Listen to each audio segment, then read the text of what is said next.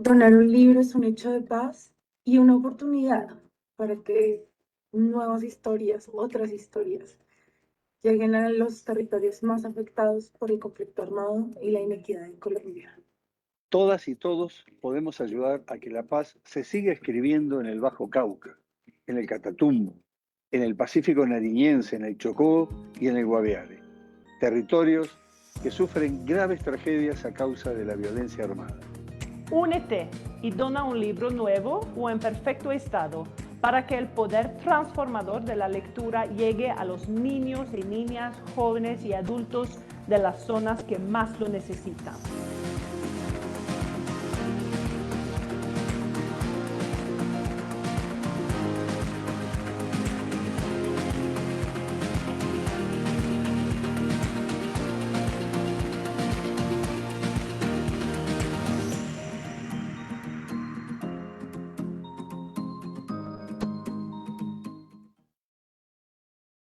Buenas tardes a todas las personas que se suman a un encuentro más de la Filbo 2021, que si bien anunciamos que es digital, tenemos un par de eventos en la ciudad y hoy me encuentro, como ven, desde la librería Casa Tomada, pues muy feliz, la verdad, además de ir viendo esta feria suceder y cómo va avanzando y llegando ya casi a un poquito más de la mitad.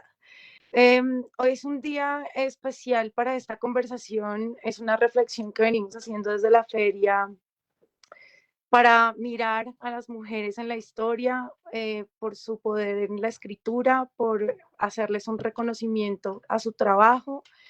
Y me da mucha alegría también pues presentar a Mariluz Vallejo, quien va a estar moderando y conversando con Socorro Venegas, y Pilar Quintana, que nos van a hablar como más desde su proceso, reconociendo con sus proyectos a otras mujeres en la historia.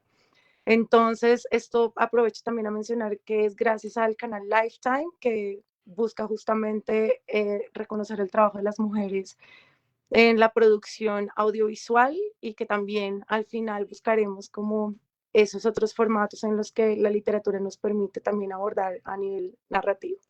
Entonces, Mariluz, bienvenida y te quedas pues ya aquí con el micrófono en el mando. Gracias, Que disfruten Sandra. la conversación las tres. Un abrazo las tres. Bueno, gracias, Sandra, por la invitación. Estoy muy complacida de moderar esta charla con dos escritoras tan reconocidas. Y el título Para reescribir la historia de la literatura nos va a dar el derrotero de esta conversación, porque de ahora en adelante, cuando se escriba la historia, las próximas historias de la literatura tendrá que incluir a todas estas mujeres que ustedes están rescatando, Sandra y Pilar, y que han sido invisibilizadas por distintos motivos, por pudor, y Socorro tiene una teoría muy interesante sobre ese tema, por voluntad propia y sobre todo por la deliberada exclusión, ¿no?, del establecimiento literario. Entonces, cuando se revise y se reescriba esta historia con esos nuevos nombres, pues va a surgir un nuevo canon. No sabemos si de mayor o menor valía, pero en todo caso muy revelador de lo que vivieron estas mujeres en tiempos no muy lejanos, en situación de confinamiento o de sometimiento a estas sociedades patriarcales. Entonces, la presencia de Pilar y de Socorro es porque ellas dos están liderando proyectos de rescate de escritoras. Socorro Venegas es directora de proyectos editoriales de la UNAM, de la Universidad Autónoma de México, y es escritora también, y dirige el proyecto Vindictas, que ya como su nombre lo indica, es una reivindicación.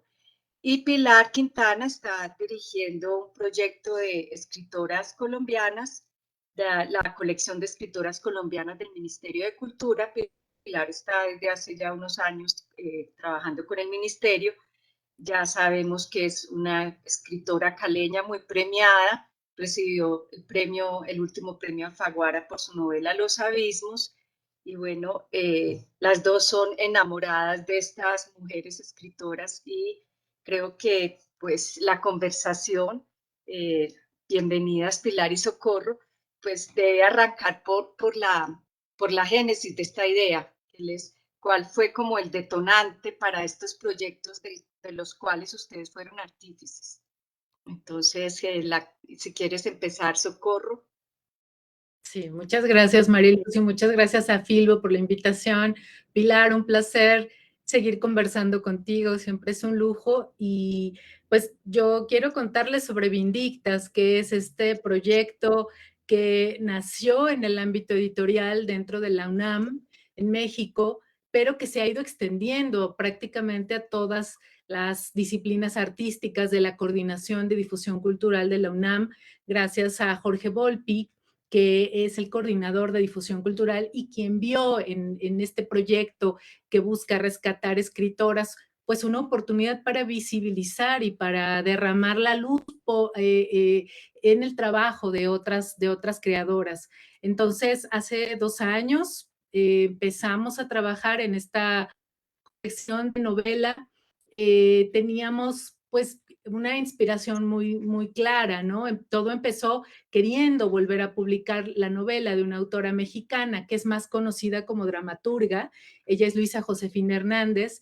Y poco a poco, al desarrollar el proyecto, que esa novela me la recomendó una joven escritora mexicana, Ave Barrera, y yo le fui pidiendo más información a Ave y le fui pidiendo, casi que empecé con un dedo chiquito y luego con la mano y luego con el brazo completo hasta que la traje enterita a este proyecto, porque me parecía maravilloso que viniera de una muy joven escritora el interés por revisar su linaje, por revisar de dónde venía ella como escritora, por reconocer una tradición y por reconocer también cómo hubo una visión machista todo el siglo XX, por supuesto que antes, pero a lo largo del siglo XX se marginalizó a muchas escritoras y no solo en México. Por eso este proyecto se ha abierto generosamente, como muchos de la UNAM, a autoras que de otros países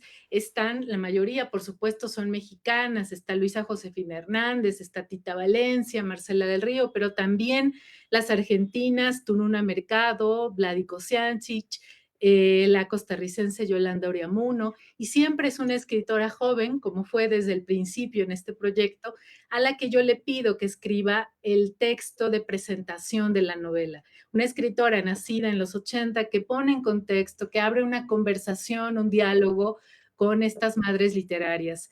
Entonces el proyecto ha ido avanzando así y ya estamos celebrando, lo comparto aquí con todos en Filbo, con ustedes, que ya tenemos 10 novelas publicadas en estos 2 años. Ha crecido la colección, no nos hemos detenido, ya tenemos reimpresiones y la más reciente publicación es esta antología, una selección de cuentistas latinoamericanas, donde está incluida Maribel Moreno por Colombia, pero están representadas autoras de toda la geografía del español.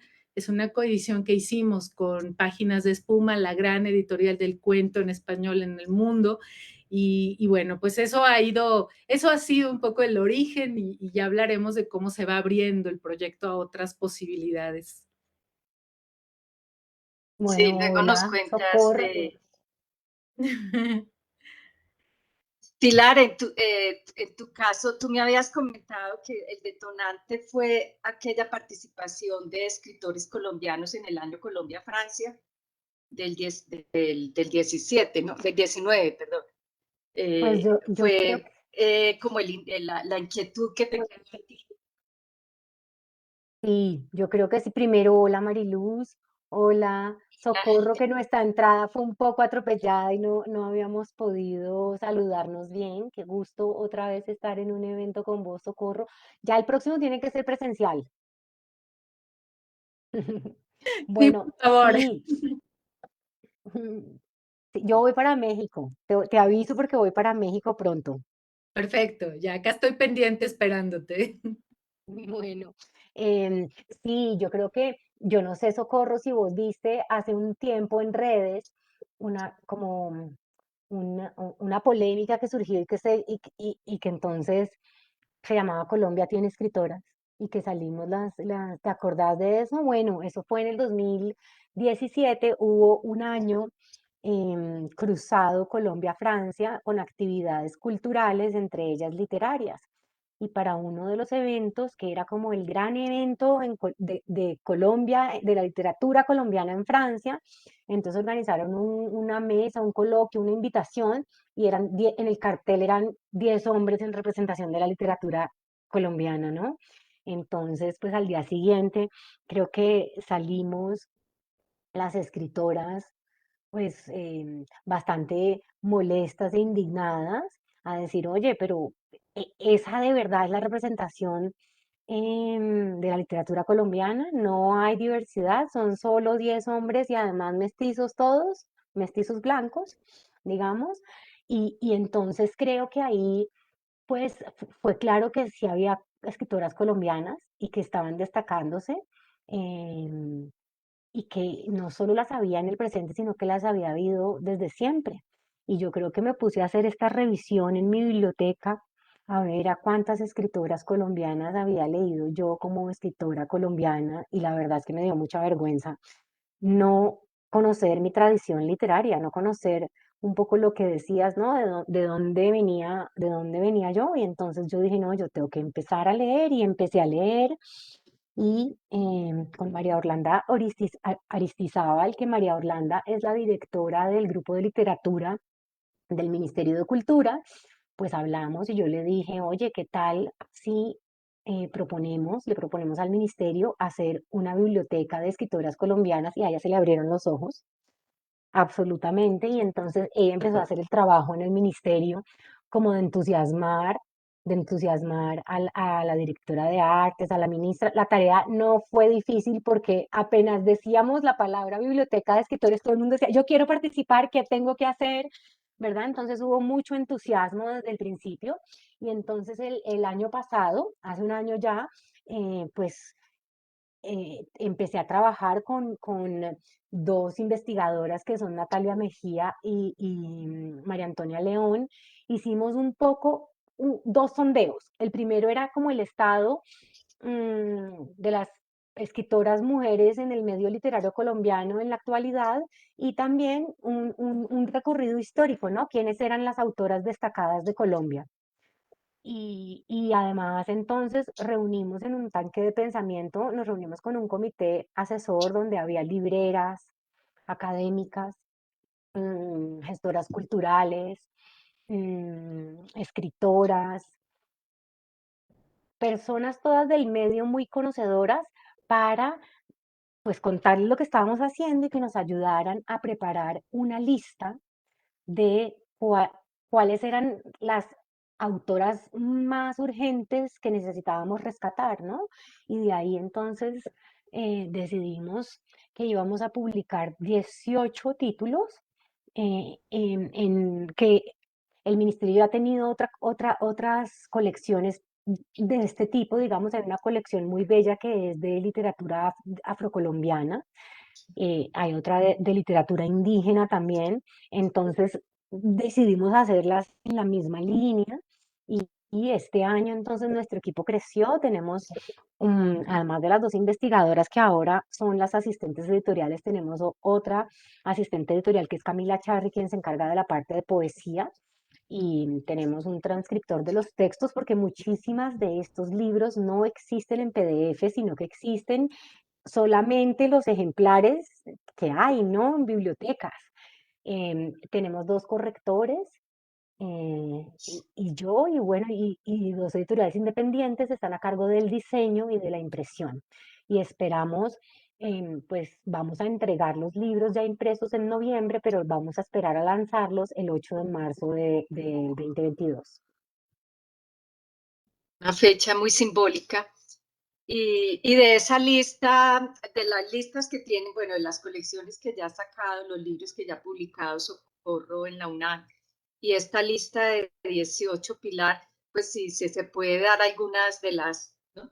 De los nombres, no sé si es chiviar el proyecto, pero pero sería, me gustaría saber como de esos nombres, cuáles las sorprendieron a ustedes más y eso que dice Pilar, que consideran más urgente reeditarlas y reubicarlas en esta tradición de la literatura colombiana, mexicana, latinoamericana. ¿Cuáles las sorprendieron más porque nunca habían oído hablar de ellas? Que ese es un tema que ustedes han comentado, que desde el colegio no escucharon nunca hablar de estas mujeres y lo lamenta porque tuvieron otras voces tutelares en literaturas extranjeras. Yo quisiera mostrarles algunos de los libros, no sé si los pueden ver en la pantalla ahora. No, te Bueno, estamos viendo a vos. entonces déjenme ver. Ah, sí, es que le puse compartir, pero se está tardando mucho tiempo en compartir.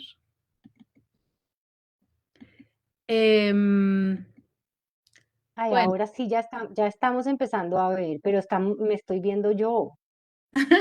bueno, no importa. Bueno, era, ¿me escuchan? Sí.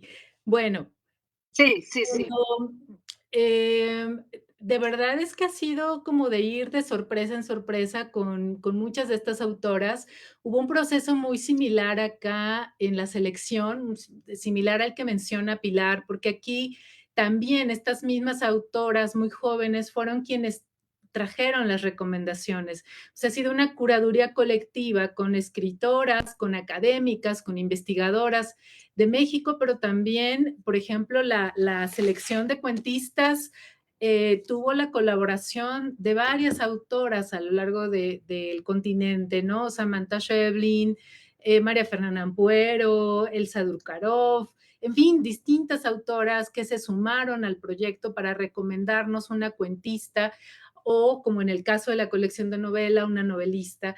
Y, ¿sabes? Una de las cosas, María Luz, que a mí más me sorprendió fue ver que había autoras que tenían un registro, un trabajo literario ya muy experimental que para su tiempo, que eso parece que pasó de largo para la crítica, que no se veían esas búsquedas. Por ejemplo, Yolanda Oriamuno o María Luisa Elío de España o María Luisa Puga de México, que no se preocupaban en lo más mínimo por tratar de ceñirse a un género, por tratar de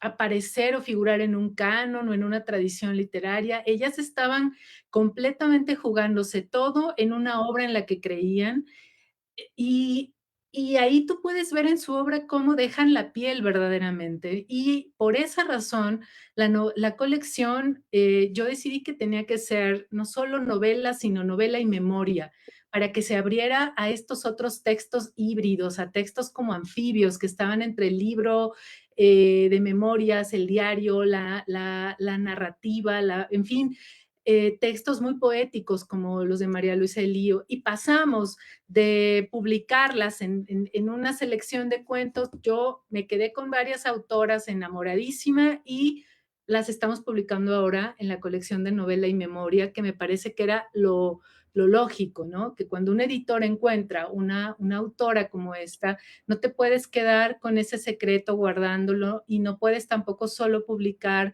un texto, un cuento, porque uno lo que quiere es que las conozcan más.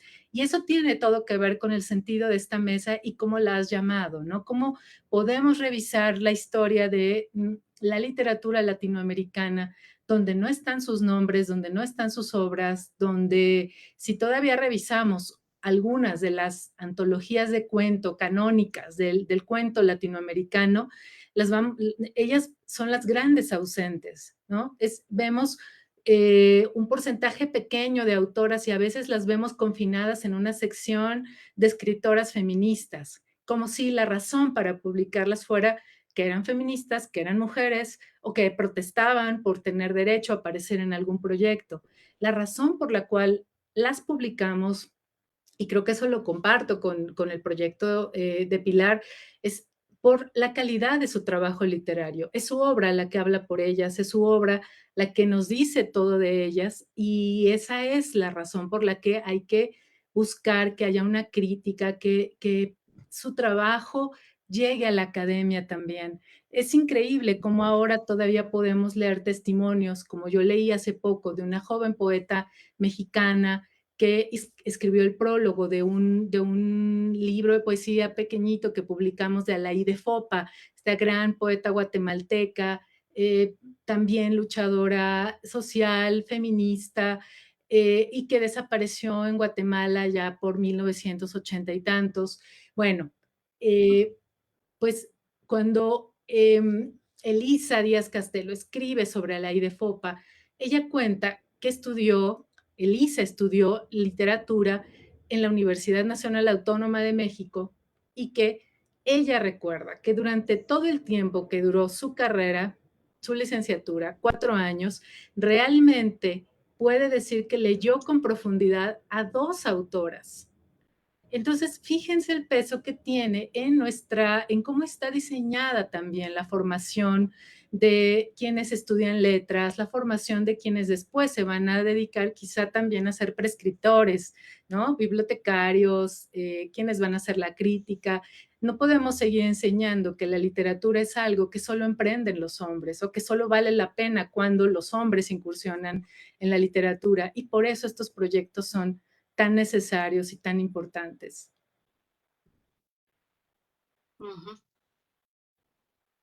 Pilar, y en tu lista es bien incluyente. Estaba viendo entre esas 18 escritoras, hay mujeres, hay una mujer afrocolombiana, una raizal, una indígena, y bueno, las clásicas del siglo XIX hasta llegar a las que nacidas antes del 49.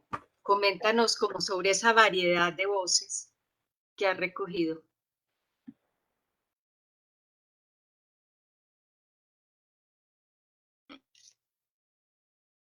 Se quedó congelada Pilar.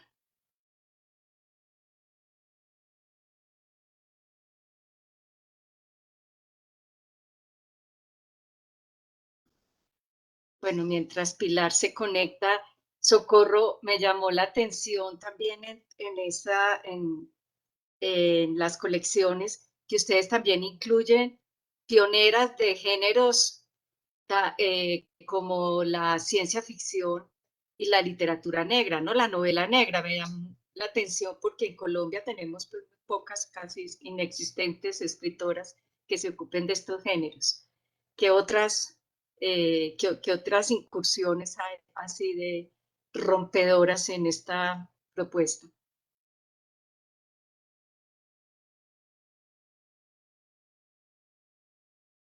Se te pone el volumen, Socorro.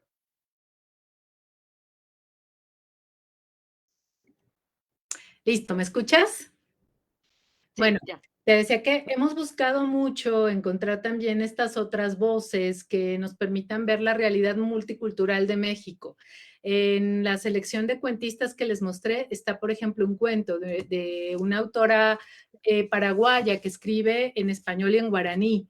Y nos pareció que era importante no hacer ninguna separación de su texto con respecto a los demás, porque esa es una forma también de discriminar.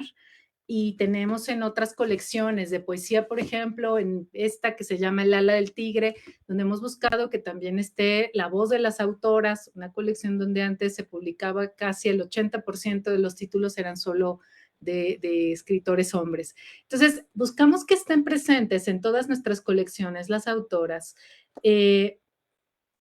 Y tenemos libros en lenguas originarias, en lenguas indígenas, pero no les ponemos una etiqueta, eso nos parece fundamental, no poner una etiqueta de colección de literatura en lenguas indígenas, porque en México hay una tradición que ha hecho de esos libros las ediciones más feas y descuidadas que puede haber. Entonces, lo que hemos buscado es justo dignificarlas, que no nos parezca extraño que aparezca en una colección de poesía un libro, una edición bilingüe en náhuatl, en otomí y en español, porque este es un país con más de 60 lenguas originarias vivas, con casi una variante lingüística por cada día del año. Entonces, eso lo queremos mostrar y reconocer de una manera como tendría que ser siempre. El español es otra lengua, estas también existen y hemos procurado esa presencia. No tengo todavía una novela en lenguas indígenas, estamos buscando, pero tenemos ya en el radar literatura chicana, por ejemplo, de autoras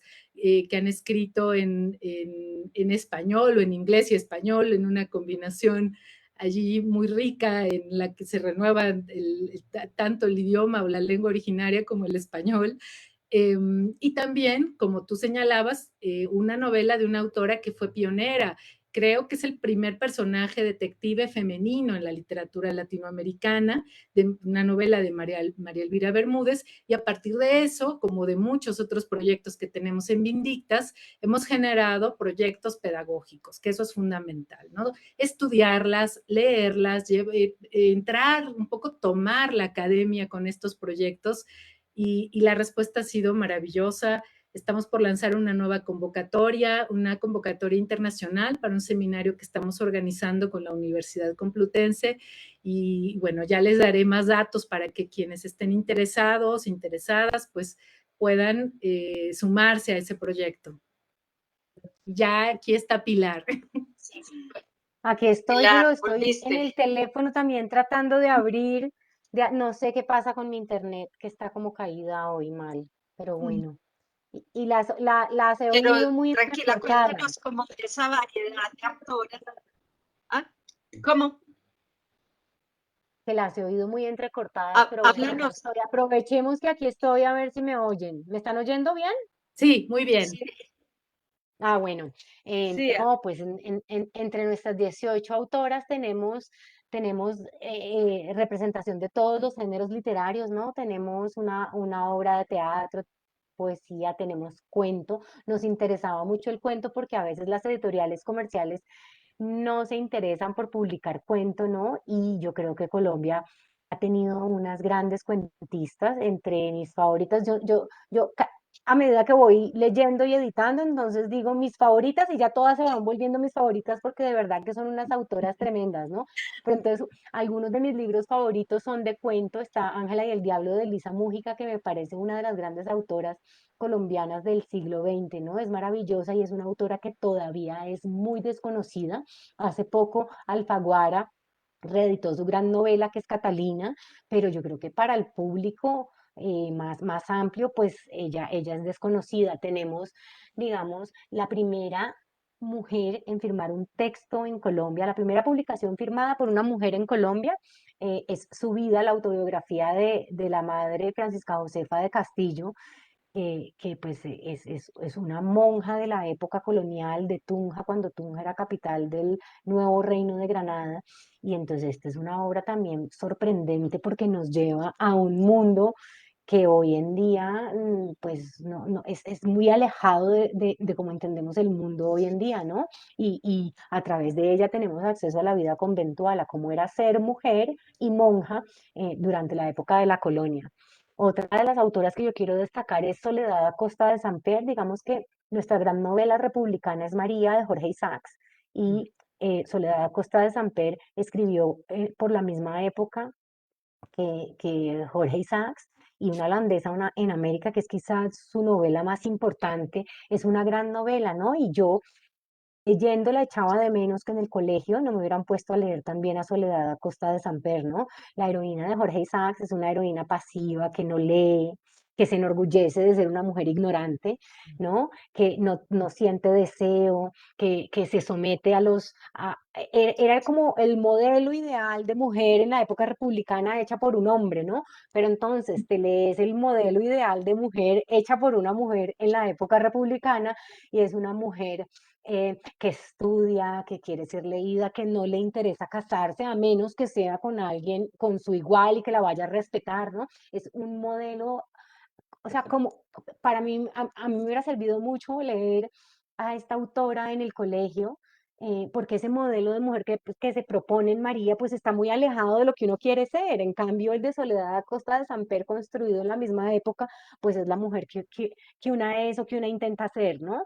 Entonces tenemos, digamos, autoras chocuanas, tenemos textos inclasificables, porque yo creo que algo ya de lo que decía Socorro, y es que muchas de estas mujeres escribían porque esa era su vocación, pero no no pensaban lo hacían porque era lo que querían hacer, ¿no? Y no tenían un interés en caber dentro de ningún canon, sino, sino en la escritura misma, ¿no?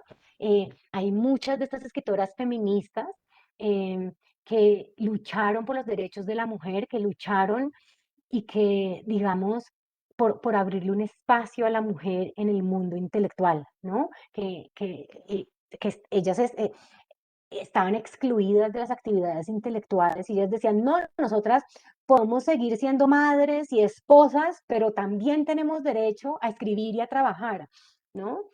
Otra autora que me sorprende es, digamos, Amira de la Rosa, que el Teatro Municipal de Barranquilla se llama Amira de la Rosa, y a Amira la conocen quizás un poco por su poesía y la conocen porque escribió la letra del himno de la ciudad, pero nadie la conoce como dramaturga, que es donde ella más brilló como escritora, ¿no? Entonces vamos a publicar una obra de Amira de la Rosa que se llama Los hijos de ella. Yo recuerdo hace muchos años cuando yo leí Yerma de Federico García Lorca, en ese momento yo pensaba, ay, qué bueno sería leer este tema contado por una mujer, ¿no? Y ahí estaba, mira, y yo no sabía, o sea, es mi señora abuela, digamos, Amira de la Rosa, ella ya había escrito sobre ese tema, escrito una obra sobre una mujer que no podía tener hijos y lo que eso le hacía a las mujeres, ¿no? Entonces, para mí ha sido, pues, entre más las leo, más sorpresas me encuentro y más como que siento el tiempo perdido porque creo que no, que al no leer mujeres y al no incluirlas en el canon, nos perdemos de ellas. En esas, incluso creo que terminas con una de las novelas, La mujer que sabía demasiado, de Silvia Galvis, que hay ahí una historia curiosa porque se va a publicar el manuscrito, el original, ¿no? No el que fue publicado en la editorial comercial. Y eso también tiene un valor porque es como habría querido la autora que saliera su novela. Mm. Sí, creo que ya me volví a caer, ¿me están viendo y oyendo? Sí, ¿Sí? y oyendo, sí, sí. Dale, Sí, tranquila. no, esa historia, la historia de la mujer que sabía demasiado es buenísima porque es una novela que tiene un trasfondo, es decir, se trata de ocurre en la Colombia de los 90 cuando el presidente de la República es acusado de recibir dineros del narcotráfico en la campaña que lo eligió como presidente, ¿no? Que pues eso más bien de ficción tiene poco, entonces está basado en una realidad, en una historia pues de nuestra historia reciente, una historia dolorosa, y digamos que cuando el libro salió por primera vez, el libro pues tenía partes censuradas, ¿no? Tenía personajes con los nombres cambiados, descripciones que eran demasiado cercanas a las de la realidad, pues se las habían cambiado. Cuando nosotros empezamos el heredero nos envió el manuscrito original y nosotras empezamos a comparar, digamos, el manuscrito original con el que había salido publicado y eran muy diferentes, ¿no? Entonces inmediatamente llamamos al heredero a decirle cuál es la versión de Silvia, porque a nosotros nos gusta el manuscrito original más. Entonces, esa es la versión que ella hubiera querido y el heredero nos dijo que claro, entonces vamos por primera vez, va a salir la novela como fue escrita y no como fue censurada, ¿no? Mm. Sí. Quería preguntarles ahora que hicieron un repaso de los géneros, de esa variedad de géneros que incluye, en cuanto a las voces narrativas, ensayísticas, dramáticas, ¿ustedes advierten rasgos comunes de escritura? Por ejemplo, el uso de la primera persona testimonial, el uso del humor provocador, ¿no? O de la ironía, sobre todo para como denunciar situaciones absurdas.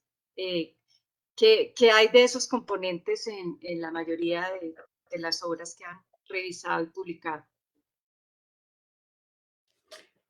Bueno, yo te diría que en las novelas lo que encuentro es una enorme diversidad que, por ejemplo, voy a hablar de 2 de las primeras novelas que publicamos.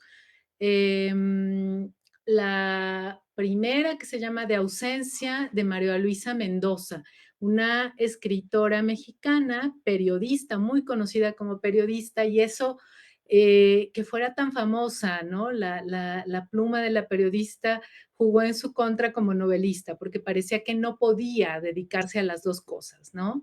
Y tiene una novela, esta que publicamos, que se llama De ausencia extraordinaria. El personaje es una mujer que hereda de su padre, que tiene dinero, pero además que es independiente, es una mujer que decide sobre su vida, su sexualidad, que es dueña de una mina, que, en fin, es una mujer poderosa, un personaje absolutamente atípico en la literatura del siglo XX. Y luego encontramos, junto con eso, una novela como la de Tita Valencia, con un registro poético, con una voz de un alto voltaje poético además, donde ella está contando una historia que fue considerada como un Me Too del siglo XX, porque ella en esa historia está denunciando el maltrato de un escritor que era su maestro, que fue también su torturador, que fue su amante, que fue, en fin, que la destruyó, cómo ella pudo resurgir. Una novela que ganó el premio de literatura, pues uno de los más importantes para un autor en México, el premio Javier Villaurrutia, que es de escritores para escritores, y en su momento ella recibió ese premio por esa que fue su primera novela. Entonces, son dos libros absolutamente distintos. Vemos esa voz única de las autoras, y luego cuando estuvimos seleccionando con el editor de Páginas de Espuma, Juan Casamayor y yo, que nos encargamos de esta selección de cuentistas latinoamericanas, sí que encontramos que en el cuento en general es muy frecuente el uso de la primera persona, ¿no? Son mujeres contando, y mujeres contando cosas que ahora yo reconocí en esto que decía Pilar también, historias que uno, eh, como lector, no sabías cuánta falta te había hecho conocer estas historias con un tratamiento femenino, con las escritoras trabajando sobre un tema como el aborto clandestino, por ejemplo, ¿no? O este descubrimiento de una mujer que se da cuenta que la maternidad, que el hogar no son el destino único que las está esperando. Y son historias que ya apuestan, ¿no? Por un lector que no sea condescendiente, que apuestan por un lector inteligente. Y es allí donde está nuestro compromiso hoy, por revisar nuestras bibliotecas personales para buscarlas. No las vamos a encontrar, y nos ha pasado mucho con la colección de novela, con esta selección de cuentistas. Nos ha pasado mucho que nos digan, no conozco a esa autora, no la conozco. Eso es lo normal, digamos, ¿no? Lo que ha sido normalizado durante tanto tiempo, que no sepamos quiénes son y que nos parezca normal habernos perdido tanto tiempo de estas autoras, cuando, por supuesto, hubiera sido fantástico. Imagínate, para la formación de un escritor o de una escritora, conocer estas voces junto con las otras, ¿no? Por supuesto que allí donde estaban Cortázar y García Márquez y Vargas Llosa, hubiera sido maravilloso tener también acceso, y esto lo digo por mí, por mi propia biografía como lectora. Qué maravilla hubiera sido en esa época también haber leído a Elena Garro o a Clarice Lispector o a María Luisa Bombal, a quienes llegué mucho después. Sí, sí, yo creo que es eso. Yo muchas veces me he preguntado si cogemos el párrafo escrito por un hombre y un párrafo escrito por una mujer, vamos a saber cuál es cuál, tal vez no, ¿no? Y a mí me ha pasado siendo jurado de concursos que yo voy a premiar algo y yo estoy convencida que eso lo escribió una mujer y no, lo escribió un hombre, ¿no? Y creo que eso hace parte de ser escritor, poder ponerte en el lugar del otro. Pero sí que con estas voces yo estoy viendo otra versión de la historia que fue la que, es decir, que no se parece a la que teníamos, un poco lo que hablaba ahora comparando María de Jorge Isaacs con una holandesa en América de Soledad Acosta de Samper, ¿no? Y yo creo que ahí es donde radica como lo interesante y la necesidad de que tengamos estas otras, que se incluyan en el canon voces diversas.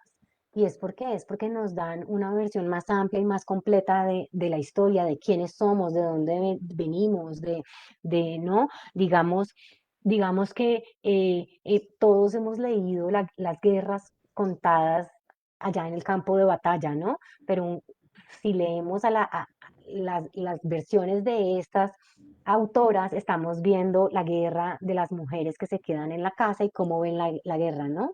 Y cómo las afecta a ellas la guerra y cómo es ser marginado por la guerra, pero no en el lugar del soldado, sino en el lugar de la persona que se queda en una casa o que tiene que huir de un pueblo o que está viendo la guerra a través de binoculares porque la guerra está sucediendo allá lejos, ¿no? Y eso también es, es, es pues supremamente interesante. Em, digamos que, y yo creo como Socorro que no es que ellas tengan que llegar a reemplazar el canon que ya existe, no, sino a complementarlo, ¿no? Para que podamos leerlos a los dos, ¿no? El canon que ya conocemos y que todas leímos en el colegio y que yo leí en el colegio, eh, chévere que eso que decía Socorro, cómo hubiera sido importante para mí en mi formación como escritora haber leído a estas autoras más temprano, ¿no?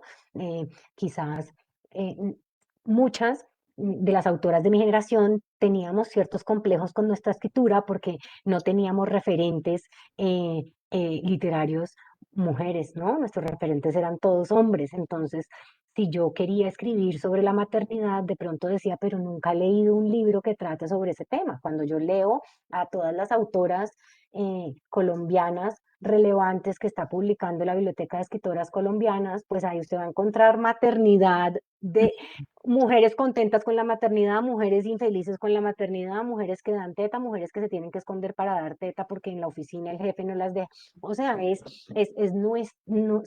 son nuestros temas contados y puestos ahí en escena, pa- eh, eh, eh, y eso ya es una validación, ¿no? Para una escritora en formación. Absolutamente, pero además sabes que hay un precio que ya se pagó, hay un camino que ellas ya abrieron y que les costó todo, ¿no? O sea, estoy pensando en María Virginia Estensoro de Bolivia, por ejemplo, que fue Liliana Colanzi quien nos puso en el radar su obra, y ella se exilió de la literatura por la censura de la sociedad de su época, una sociedad retrógrada que buscó cómo desaparecer de su libro. El día que se publica su libro, que hablaba de un aborto, que hablaba del divorcio, bueno, simplemente esa sociedad no podía con esa obra y la manera simbólica de desaparecer a esa escritora, a esa mujer que se atrevía a escribir sobre esos temas, pues fue que salieron a comprar su libro, pero no para leerlo, para desaparecerla y ella, eso, bueno, fue tan terrible, tan doloroso, que dejó de publicar, no dejó de escribir, pero dejó de publicar un tiempo y me parece horrible que una autora, que un autor cualquiera tenga que renunciar a eso, no es renunciar a sí Ujú, mismo y eso ya pasó y no solo en un caso, no solo una vez, entonces qué importante conocer, hacer ese trazo como de sangre, esa línea de sangre para ver justo esos orígenes, reconocerlas y leerlas hoy y poder hablar de ellas hoy y ujú. compartirlas, ¿no? Sí, Y quería, a propósito de esa normalización ¿no? del desconocimiento, de la marginalidad de las mujeres escritoras, ¿qué tanta responsabilidad creen ustedes que le cabe a la crítica, al estamento de la crítica, tanto académica como periodística, y a todos estos otros prescriptores que están en la cadena ya del libro, como los maestros, los editores, los libreros, los gestores culturales? Que son responsables, ¿no? De hablar de las mujeres y de reeditarlas y de poner, ¿no? De darles un lugar en, en, en la tradición. yo creo, mira, Mariluz, que pues leyendo un poco de la crítica que hubo en aquella época, a estas mujeres siempre se las trató como marginales y con la etiqueta de literatura femenina. Ella es buena por ser mujer. Dentro de la tradición de la literatura escrita por mujeres, hay que leer a esta, pero no se las validaba verdaderamente como por su trabajo y ya, ¿no? Siempre se buscaba separarlas y yo creo que eso hoy en día sigue pasando en mucha menor medida porque hay más editoras ya somos más las escritoras, hay más críticas culturales, hay más periodistas literarias. Entonces ya eso no está pasando tanto, pero hasta hace, no sé, 10 años uno podía encontrar perfectamente una reseña de Jane Austen, que es una autora que lleva más de 200 años vigente, ¿no? Donde decían la señorita Jane Austen que escribía novelitas sentimentales. Y es como, a ver, la señora gran dama de la literatura, más bien Jane Austen, que lleva vigente cuántos años, ¿no? Pero siempre entonces era tratada como la señorita que escribía novelas para mujeres que se la pasaban allá tejiendo en su casa. Y yo creo que eso ha pasado muchas veces con la obra de estas autoras, ¿no? Y se las ve muchas veces como curiosidades, se las mira como, es una curiosidad dentro de la literatura colombiana y no lo son nuestra tradición literaria, ¿no? Y hacen parte. Y también, digamos, se minimiza su trabajo.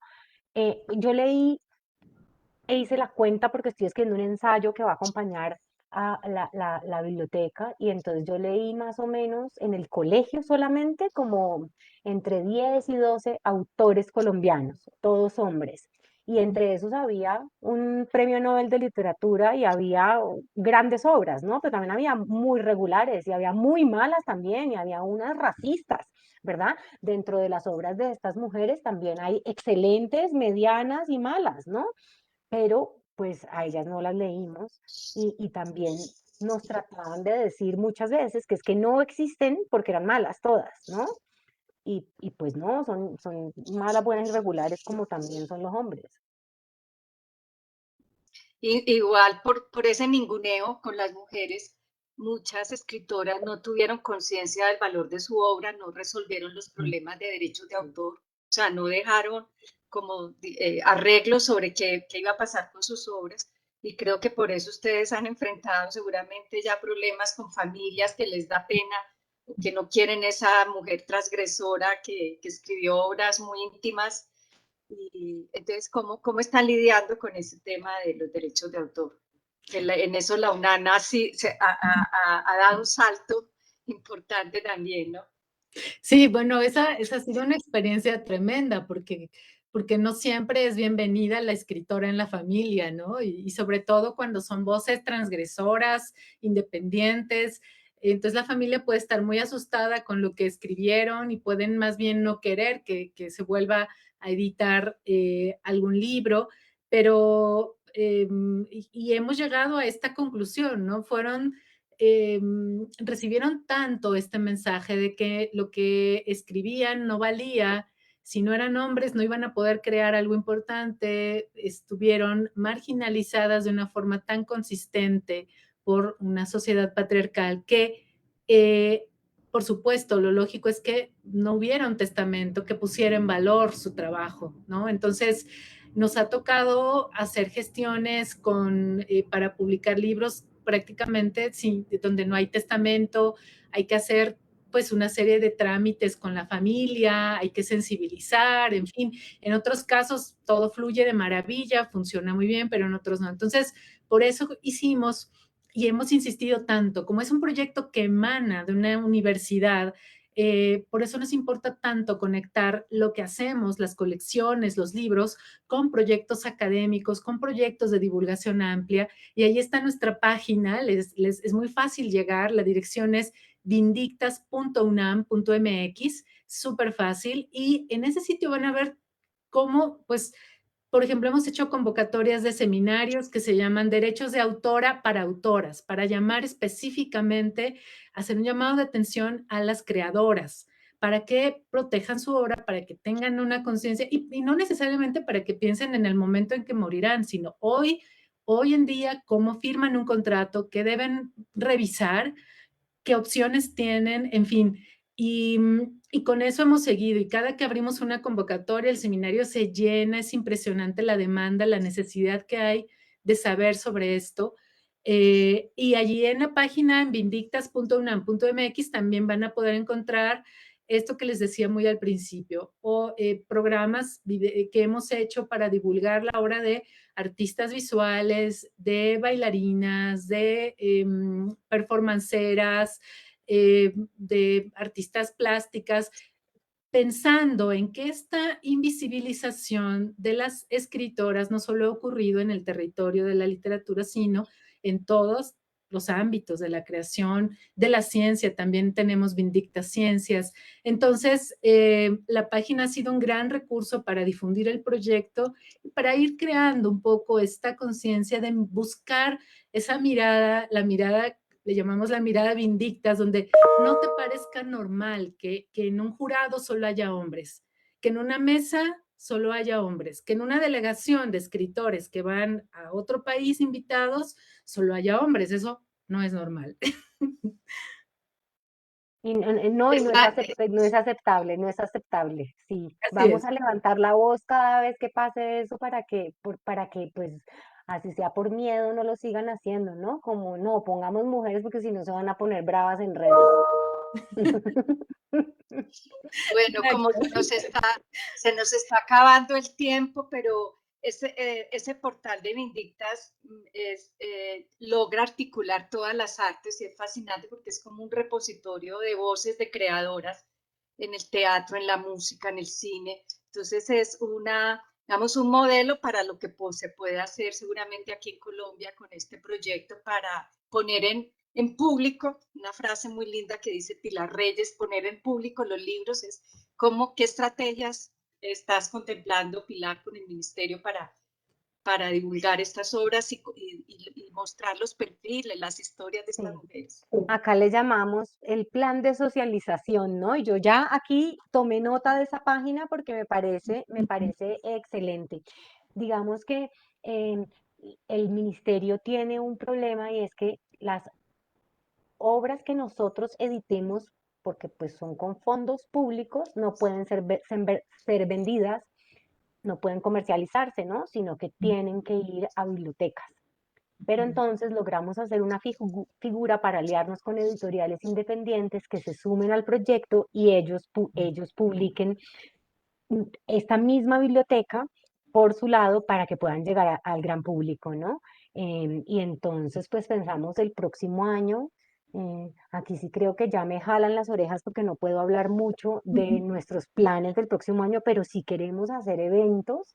eh, digamos, en las diferentes ferias, en Filbo, y Sandra sabe pues que estaré tocando a su puerta el próximo año porque sí es importante que las obras salgan, pero que salgan acompañadas, ¿no? Cada obra va con un prólogo, un poco en la misma línea del de Socorro, escrito por una persona que haya leído la obra de la autora en cuestión y que sea un abrebocas para que el público entienda la importancia de la obra, ¿no? Y por qué hace parte de la biblioteca de escritores, cuál es la pertinencia de esa obra, cuál es el contexto en el que en el que se escribió. Entonces tenemos eso y queremos de alguna manera como invitar a autoras jóvenes a que presenten y como sean madrinas de estos libros, como una manera también de invitarlas a leer y a conocer su tradición, porque seguramente muchas no la conocen, así como no la conocía yo, digamos. Ujú. Bueno, se nos acabó el tiempo, me hubiera gustado poder hablar, no sé si nos queda en este minutico de proyectos hermanos que hayan encontrado ustedes en países, sobre todo en lengua hispana. Aquí en Colombia yo recordaba a Pilar lo que hizo Arcadia, la revista Arcadia hizo la lista hace un par de años de las 100 mujeres escritoras en lengua castellana, ¿no? Es un buen punto que le puede servir también a Socorro, porque son Ujú. de todo Hispanoamérica y van desde 1920, empieza hasta la actualidad. Entonces, de Ujú. ahí. Pero otro proyecto que a ti te haya inspirado, Socorro, y a Pilar, que nos Bueno, cuentes. conozco, por supuesto, ese trabajo de Arcadia, también el país hizo una selección. Lo que es muy importante es que logremos que eh, esas listas, que esos mapas trasciendan, ¿no? Que pasen de la publicación periódica al catálogo editorial, a la librería, a las bibliotecas, a los programas académicos, a la formación de lectores, esa muy amplia promoción que se puede lograr en los espacios informales de lectura, los espacios que, digo, Colombia tiene una grandísima tradición con proyectos de fomento de lectura, con sociedad civil, en México también. Entonces, tenemos que lograr llegar a esos lugares, ¿no? Estos proyectos, si no se socializan, van a quedar siempre acotados. Va a parecer que solamente somos unos especialistas los que estamos buscando leer y conocer más de nuestra tradición, y esto le compete a todo el mundo, ¿no? Estos proyectos pueden ir cambiando, pueden ir penetrando en la sociedad y en lo que pensamos, en cómo le damos valor a lo que las mujeres crean, a lo que las mujeres piensan y sienten. Allí, en estas autoras es donde tenemos que poner como nuestra casa, ¿no? Para encontrarnos con otras mujeres, con otras miradas. Y bueno, pues yo sé, por ejemplo, de proyectos como los que lleva María Teresa Andrueto en la Universidad de Córdoba, en Argentina. Hace poco Jorge Volpi me pasó una antología publicada en España, muy parecida a lo que hicimos con Vindictas Cuentistas. Allá eligieron textos de autoras también de las dos orillas, de España y de Latinoamérica, y pero pensando en el siglo XIX, lo acotaron allí. Y lo que queremos, yo pienso, pues bueno, este es el libro que sigue, ya tienen siglo XIX, esto es el XX, y de ninguna manera debería haber un Vindictas siglo XXI, de ninguna manera. No. Bueno, entonces les agradezco mucho, Pilar, Socorro, quedamos seducidas por esas colecciones y esperamos muy pronto conocerla de escritoras colombianas y entrar al portal de Vindictas para comprarlas en digital o en papel, como les Como apetezca. quieran, exacto.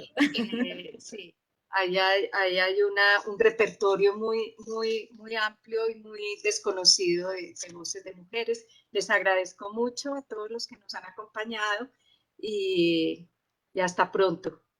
Muchas Muchas gracias. gracias, Mariluz. Un abrazo. Felicidades, Pilar, por ese Gracias, proyecto. Pilar. Ay, no, lo mismo que dicha estos proyectos. Sí, Qué sí. gusto haber estado acá. Bueno, Un placer. igualmente, hasta luego.